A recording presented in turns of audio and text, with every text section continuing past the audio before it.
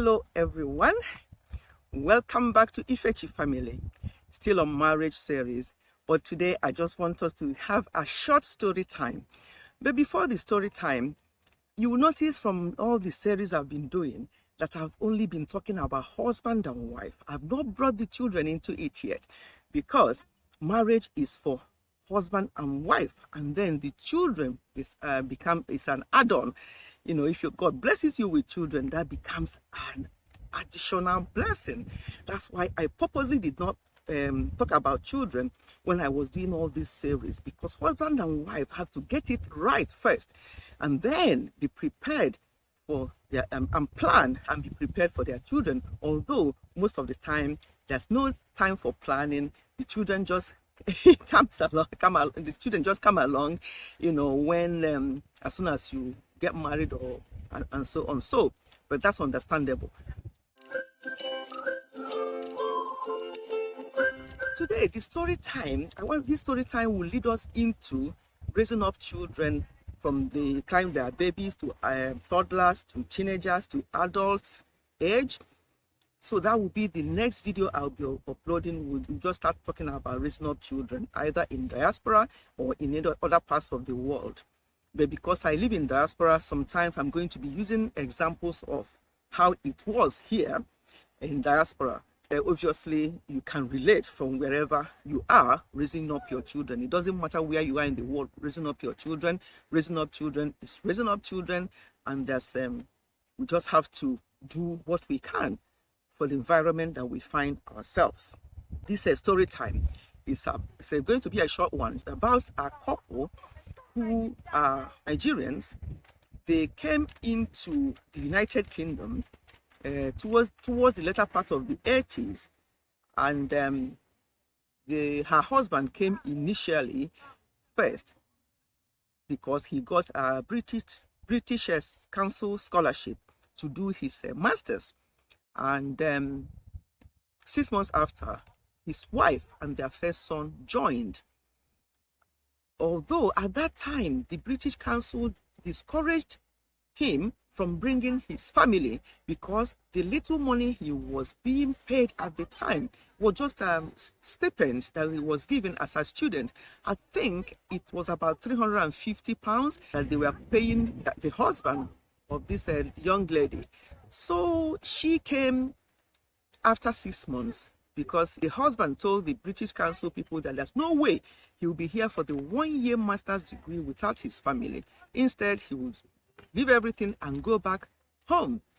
So they asked him to do what he chooses best for him, but the thing is that the money will not be increased. So he saved up and then brought his wife and their young son. Their son was just over a year at the time, their first son. So they both came over 6 months after he started his program. After his master's degree, he went on then to he's now more relaxed. He's got his family here. So he now decided to go on and do his PhD. And then the rest became the rest became history, because 30-something years after, he was still here in the United Kingdom with his family.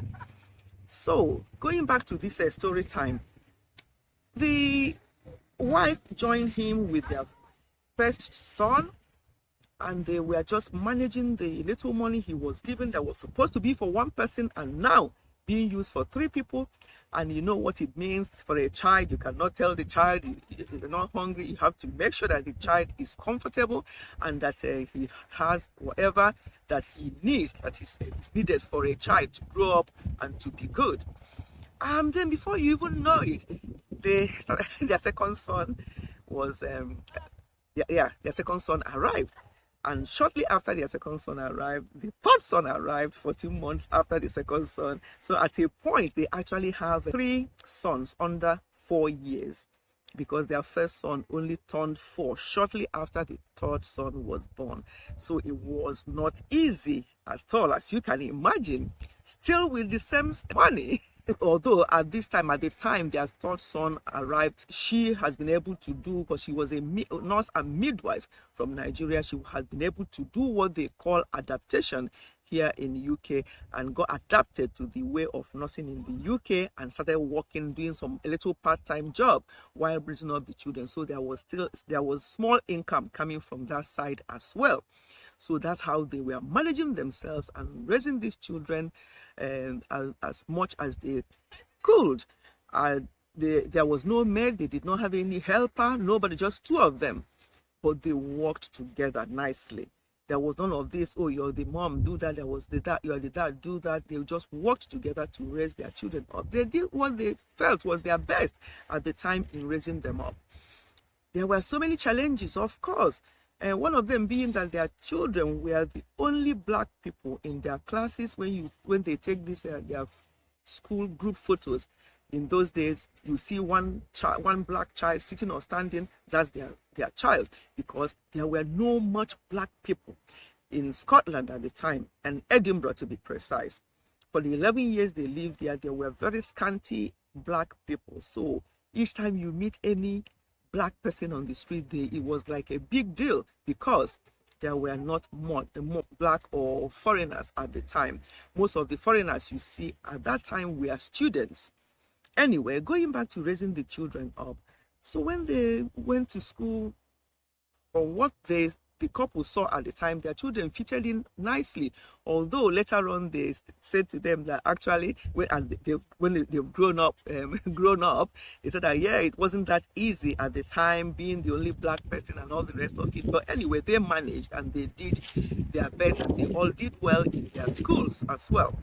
So other challenge being what the culture clash, when the way things were done here in the UK were so different from the way things were done where they came from. But they managed to, fit in and adapt and teach their children the way things should go in their home. And another challenge that they had was accent. You can imagine coming from African country to a country where the accent was so strong.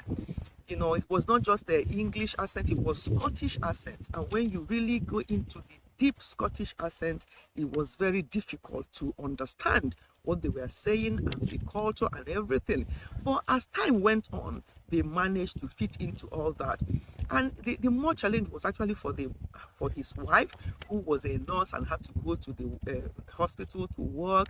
There you meet people from like the who are really into Scottish accents. It was a challenge, but it was that challenge was overcame. We overcame the challenge, and it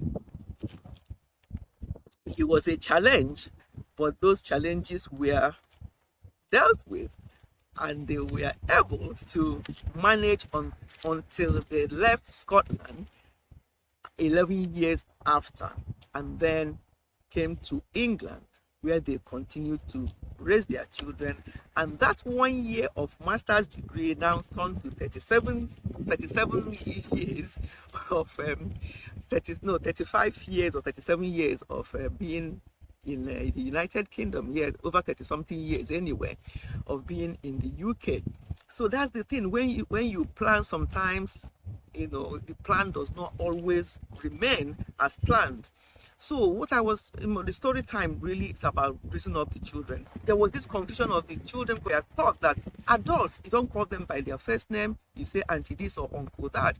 But the culture here in the diaspora does not allow that. They just want people to be called by their name, whether you are in your 80s or 90s, it doesn't matter, unless you are actually their real auntie or their real uncle. So that was something difficult for their children to get used to. But they got used to that, because when you go to a place, you try to learn how things are done there, and then obviously you don't have to adopt every culture that you find and say to your children, this is how it has to be done, because you are now in a different culture. You still have to instill your own culture into your children, and that's exactly what this couple did. And so raising up their children in the diaspora was not that easy, but it was done, and things were a lot easier and cheaper at that time than it is now. There was no mobile phone, there was all these gadgets, there was none of them. There were no distractions for children. Once they come back from school, the couple make sure that they do their homework, and then there's time for them to go out and play. Some of their Scottish friends will come and knock on the door to go out and play with them. So they're allowed to go out and play. It was safe to go out and play, and then they'll come back in again. So that was how, they juggled everything, because the children, they grow so quick, and before you knew it, the children grew up, and then the rest became history. I'm going to stop this story time here.